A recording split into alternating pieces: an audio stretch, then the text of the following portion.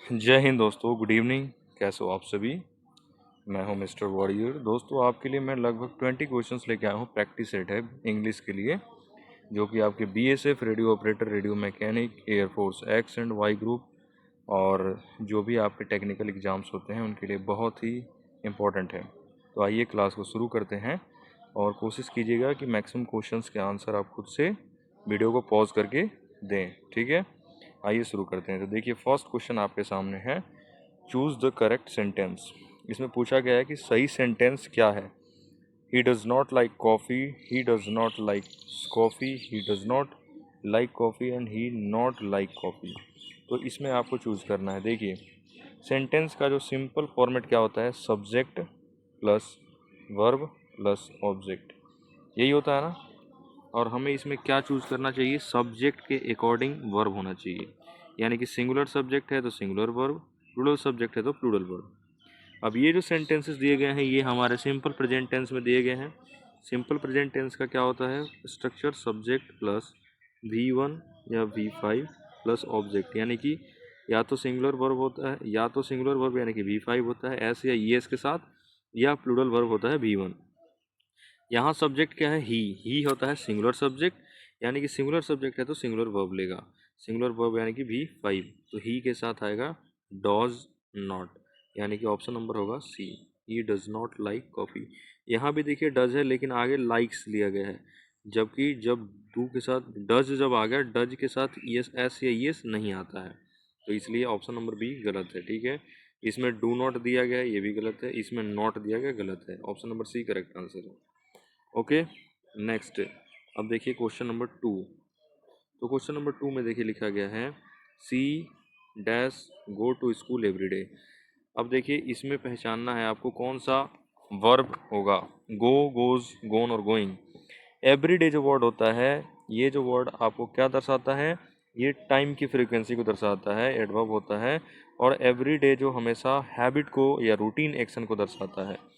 और habit routine action हमेशा किस में आते हैं, simple present tense. Simple present tense का मतलब simple present tense subject plus V1 या V5। तो यहाँ पे देखिए सब्जेक्ट क्या है, सी, तो सी के साथ सिंगुलर सब्जेक्ट आएगा और एस या ईएस के साथ आएगा, तो गो के साथ गोज, यानी कि goes C goes to school everyday. Option number B होगा। नेक्स्ट क्वेश्चन देखिए, कहा गया है, identify the tense I have completed my homework. अब इसमें पूछा गया है कौन सा टेंस के अंदर लिखा गया है ये। तो इसकी पहचान देखिए, जब भी आपको हैज़ या हैव और प्लस वर्ब का थर्ड फॉर्म दिया हो, तो ये हमेशा हैज़ या हैव जो होता है प्रेजेंट को दर्शाता है, और आपका वर्ब जो थर्ड फॉर्म होता है ये परफेक्ट टेंस को दर्शाता है। तो ऐसे आप याद कर सकते हैं प्रेजेंट परफेक्ट टेंस। यानी कि I have completed my homework कौन से टेंस में है, present perfect, option number C. अगर यहीं पे हैज़ हैव की जगह हैड दे दिया रहता और प्लस वर्ब थर्ड होता, तो ये होता है पास्ट परफेक्ट टेंस, ठीक है। चलिए नेक्स्ट क्वेश्चन, क्वेश्चन नंबर 4। तो क्वेश्चन नंबर 4 देखिए, इसमें कहा गया है, correct passive voice, they play cricket, इसका पैसिव वॉइस। तो वॉइस अगर आपने पढ़ा होगा तो सिंपल स्ट्रक्चर होता है subject plus verb plus object, यानी कि प्रेजेंट टेंस में है। ये दिया गया है एक्टिव वॉइस में, हमको पैसिव में चेंज करना है। ऑब्जेक्ट को बनाते हैं सब्जेक्ट, सब्जेक्ट को बनाते हैं ऑब्जेक्ट, और V1 या V5 होता है तो साथ में जोड़ते हैं हम बी वर्ब, यानी कि इज, एम या आर अकॉर्डिंग टू सब्जेक्ट, और प्लस वर्ब का थर्ड फॉर्म प्लस बाई। तो देखिए यहाँ पे हम बनाएंगे, क्रिकेट ऑब्जेक्ट है, दे है सब्जेक्ट, तो क्रिकेट को सब्जेक्ट बनाएंगे, यानी कि cricket is played by them. क्या होगा, cricket is played by them, option number A, ठीक है। नेक्स्ट क्वेश्चन नंबर 5 देखिए, क्वेश्चन नंबर 5 में, तो क्वेश्चन नंबर 5 कहा गया, he is good dash mathematics, preposition है। तो प्रेपोजिशन की अगर हम बात करते हैं यहाँ पे, तो गुड जो वर्ड होता है ये अपने साथ क्या क्या लेता है। अगर कोई व्यक्ति किसी सब्जेक्ट में माहिर है, यानी कि सब्जेक्ट की अच्छी नॉलेज है, उसको निपुण है, तो उसके साथ हम यूज़ करते हैं good at, good at something होता है, गुड एट, मान लो मैथमेटिक्स हो गया, फिजिक्स हो गया, कोई भी यहाँ पे सब्जेक्ट होगा, किसी भी चीज़ में कोई स्किल हो गया तो उसमें हम एट का यूज़ करते हैं। तो ऑप्शन नंबर होगा सी। नेक्स्ट क्वेश्चन देखिए, क्वेश्चन नंबर 6। इसमें कहा गया है choose the correct indirect speech. Ravi said I am busy. अब देखिए, डायरेक्ट इनडायरेक्ट स्पीच नरेशन अगर पढ़ा होगा, अगर कोई भी टॉपिक आपका छूटा है तो मेरे चैनल पे जाइए, प्लेलिस्ट में सारे चैप्टर्स मैंने पढ़ा रखे हैं। तो नरेशन भी देख सकते हैं। Ravi said I am busy, ये कैसा है? आई एम बिजी, ये है प्रेजेंट टेंस, सिंपल प्रेजेंट। तो हम ये रवि सेड है, सेड होने के लिए हम इसको क्या करेंगे? सिंपल प्रेजेंट को सिंपल पास्ट में यूज करेंगे, ठीक है, पास्ट इंडेफिनिट में। तो रवि सेड का सेड होगा, उसके बाद हम इन्वर्टेड कोमा के बदले में डैट लगाएंगे। आई को हम चेंज करते हैं, फर्स्ट पर्सन है तो ये होता है सब्जेक्ट के अकॉर्डिंग। तो आई का क्या हो जाएगा? He was busy. Ravi said that he was busy, option number A, ठीक है। नेक्स्ट क्वेश्चन देखिए, क्वेश्चन नंबर 7 आर्टिकल का क्वेश्चन है। आसान आसान से क्वेश्चन हैं, ऐसे ही आपके रेडियो ऑपरेटर मैकेनिक के में भी सेम ऐसे ही पेपर आते हैं, तो ज़्यादा घबराना नहीं है। पैसेज मैंने नहीं रखा है, सिर्फ ग्रामर एंड वोकैब के क्वेश्चंस रखे हैं इसमें। देखिए, गंगा, ये क्या है? आर्टिकल का क्वेश्चन है। गंगा क्या है? एक नदी का नाम। और कोई भी रिवर का नाम आता है तो रिवर के नाम हमेशा अपने पहले आर्टिकल द का यूज़ करते हैं, तो इसका ऑप्शन नंबर सी हो जाएगा। Next question number 8। If I dash rich I would help the poor. ये देखो, इफ़ क्लॉज यानी कि कंडीशनल सेंटेंस है। तो जब भी कंडीशनल सेंटेंस आता है तो इफ़ क्लॉज और जो होता है, इफ़ क्लॉज में हमेशा सिंगुलर सब्जेक्ट के साथ प्लूरल वर्ब का यूज़ किया जाता है। यानी कि ये क्या होता है? इमेजिनरी, काल्पनिक वाक्य होते हैं। ये कह रहा है कि अगर मैं अमीर होता तो गरीबों की मदद करता, यानी कि होता, यानी कि ये कैसा सोच रहा है? इमेजिनरी सेंटेंस है तो आई के साथ लगना चाहिए वॉज, लेकिन इमेजिनरी होने के कारण हम आई के साथ वर लगाएंगे, option number C. If I were rich I would help the poor, ठीक है। Next question number 9। Neither Ram nor his friends dash present. ये देखिए, बहुत आसान सा क्वेश्चन है। तो नाइदर नॉर, याद रखें, नाइदर नॉर के साथ जब दो सब्जेक्ट को जोड़ा जाता है, नाइदर नॉर या आइदर और, नाइदर नॉर आइदर और के साथ दो सब्जेक्ट के साथ जोड़ा जाता है, जैसे फर्स्ट सब्जेक्ट और ये है हिज फ्रेंड्स, सेकंड सब्जेक्ट। तो हमेशा आगे जो वर्ब आता है वो सेकंड सब्जेक्ट के अकॉर्डिंग आता है, ठीक है, सब्जेक्ट यानी कि लास्ट वाले। तो यहाँ पे क्या है? फ्रेंड्स, फ्रेंड्स यानी कि प्लूरल सब्जेक्ट है तो प्लूरल वर्ब आएगा। वाज सिंगुलर है, इज सिंगुलर है, बी भी सिंगुलर है, option number B. Neither Ram nor his friends were present. Question number 10 देखिए, कह रहा है कि correctly punctuated sentence, what is your name. अब देखिए, इसमें तीन तीन ऑप्शन सेम दिए गए हैं, तो इसका आंसर देखिए, पंक्चुएटेड सेंटेंस और जब भी क्वेश्चन मार्क से आता है, ये इंट्रोगेटिव सेंटेंस है तो क्वेश्चन मार्क लास्ट में रहेगा ही। तो option number B C D तीनों सही है, ये टाइपिंग एरर है, ठीक है, तो ये सही है। नेक्स्ट क्वेश्चन नंबर 11, ये देखिए वोकैबुलरी के क्वेश्चन है। Synonym of brave. अब ब्रेव का मतलब क्या होता है? ये सबको पता है, ब्रेव मीन्स बहादुर। बहादुर के लिए कौन सा वर्ड होगा? कावर्ड। कावर्ड मीन्स होता है जो डरपोक होता है। फियरफुल, ये भी डरपोक।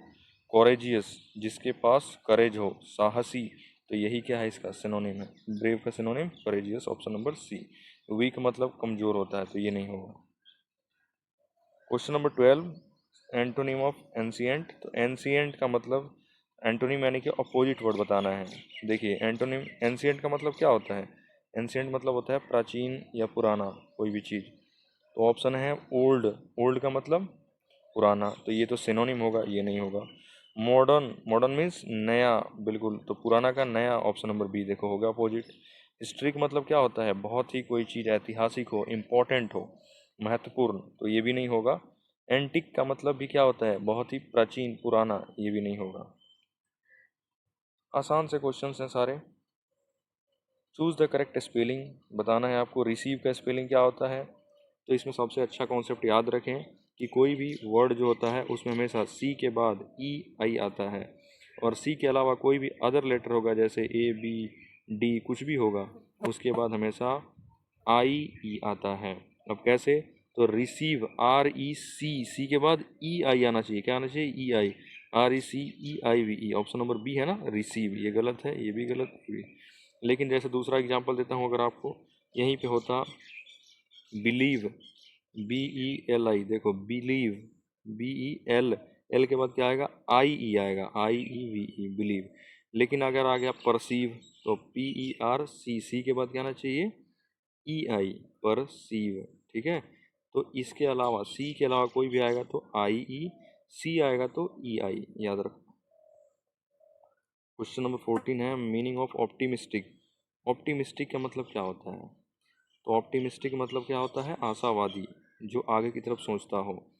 ऑप्शन क्या है, होपफुल, होपफुल मतलब आशावादी ही होता है, तो ऑप्शन नंबर ए ही हो गया। सैड में उदास होता है, नहीं होगा। एंग्री, गुस्सा, नहीं होगा। लेजी, आलसी, नहीं होगा। ठीक है, मैं थोड़ा फास्ट फास्ट करा रहा हूँ ताकि आपका फटाफट मतलब रिवीजन हो जाए। ऐसे ये प्रैक्टिस मॉक है, आपको खुद से लगाना है, तो खुद से स्कोर जरूर कमेंट करना, आउट ऑफ 20 कितने आ रहे हैं आपके। One who can not read और राइट, जो पढ़ या लिख नहीं सकता है उसको क्या बोलते हैं, मोन। लिटरेट बोलते हैं, लिटरेट का मतलब क्या होता है, पढ़ा लिखा, ये नहीं होगा। इंटेलिजेंट बोलते हैं, इंटेलिजेंट मीन्स तेज, नहीं होगा। इलिटरेट, हाँ बिल्कुल, इलिटरेट यानी कि जो लिटरेट नहीं है, बिना पढ़ने लिखने वाला, ये हो गया ऑप्शन नंबर सी। स्कॉलर मतलब विद्वान होता है, तो ये होगा नहीं, तो क्या हो जाएगा इसका option number C. Next, next है आपका एक इडियम दिया गया है, blessing in disguise, meaning. Blessing in disguise का मतलब क्या होगा, hidden enemy, something good that seems bad at first, lucky person, bad habit. देखिए, ब्लेसिंग का मतलब क्या होता है, ट्रिक से याद कीजिए। ब्लेसिंग मतलब आशीर्वाद, डिस्गाइज मतलब छिपा हुआ। तो कहीं पर आपको छिपा हुआ आशीर्वाद मिल रहा है, मतलब कोई ऐसा चीज़ जो आपको करने में या देखने में तो बहुत बुरा लग रहा है, लेकिन बाद में वो आपके लिए बहुत ही अच्छा साबित होगा। तो वो क्या होगा, something good that seemed bad at first, यानी कि कोई चीज़ अच्छा है लेकिन देखने में अभी बुरा लग रहा है। जैसे आप पढ़ाई कर रहे हो तो आपको बहुत ज़्यादा थकान हो रही है, बिल्कुल बैठे बैठे पीठ अकड़ जा रहा है, दर्द हो रहा है, नींद पूरी नहीं हो रही, लेकिन जब आपका जॉब लग जाएगा तो आप बहुत इंजॉय करोगे, आपके पास वो सारी चीज़ें होंगी जो आप चाहते हो। तो क्या हो जाएगा, something good that seemed bad at first. ठीक है, next, synonym of rapid. Rapid का सिनोनिम, रैपिड मतलब क्या होगा, रैपिड का मतलब होता है तेजी से, यानी कि जल्दी। स्लो का मतलब धीरे, नहीं होगा। फास्ट, तेज, हाँ बिल्कुल यही होगा रैपिड का सिनोनिम, फास्ट। वीक का मतलब कमज़ोर होता है, नहीं होगा। साइलेंट यानी कि चुप होगा, एकदम शांत, नहीं होगा। Question number 18, antonym of victory. और विक्ट्री का अपोजिट बताना है, एंटोनिम। विक्ट्री मतलब क्या होता है, जीत, जीत जाना, विजय। तो इसका सिनोनिम एंटोनिम बताना है। पहला वर्ड है सक्सेस, सक्सेस मतलब सफल होना, तो एक तरह से ये क्या हुआ, जीत हुई, सफल होना, तो ये तो सिनोनिम हो गया ना, नहीं होगा। विन, ये भी जीतना, ये भी नहीं होगा, ये तो सिनोनिम हो गया। डिफीट, डिफीट मतलब हार जाना या हार, तो यही हो गया आपका सिनोनिम। एंटोनिम यानी कि विक्ट्री का जीत, जीत का उल्टा हार, यही हो गया एंटोनिम। प्राइज मतलब क्या होता है, पुरस्कार, ये नहीं होगा। नेक्स्ट, मीनिंग ऑफ ऑनेस्टी, एक तरह से सिनोनिम पूछा है ऑनेस्टी का। तो ऑनेस्टी का मतलब क्या होता है, ईमानदार, यानी ईमानदारी। ईमानदारी का ट्रूथफुलनेस, यही होगा, ट्रूथफुलनेस यानी कि सच्चाई, ईमानदारी, ये होगा सिनोनिम। क्लेवरनेस मतलब चालाकी होता है, ये नहीं होगा। लेजीनेस, आलसीपन। ब्रेवरी, तो बहादुरी, ये कहीं से भी नहीं मैच हो रहा है, हो गया। ये रहा आज का लास्ट क्वेश्चन आपका, soldiers fought dash their country. नीचे आपके आंसर की भी दे रखे हैं हमने, और इसकी पीडीएफ आपको टेलीग्राम पे मिल जाएगी, तो बिल्कुल टेंशन ना लें, इसकी मैं पीडीएफ भी टेलीग्राम पे शेयर कर दूंगा, आप खुद से लगा सकते हो, देख सकते हो दोबारा क्वेश्चंस को।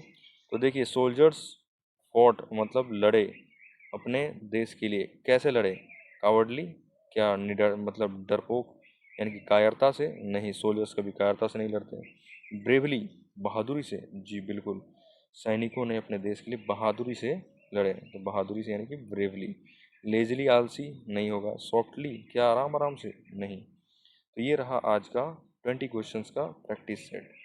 देखिए, अगर आपको अच्छा लगा हो तो आप ज़रूर अपना कमेंट करें कि आपका क्या स्कोर रहा है आउट ऑफ 20। और वीडियो अच्छा लगा तो लाइक कीजिए, दोस्तों को शेयर कीजिए और चैनल को भी सब्सक्राइब कीजिए। जय हिंद।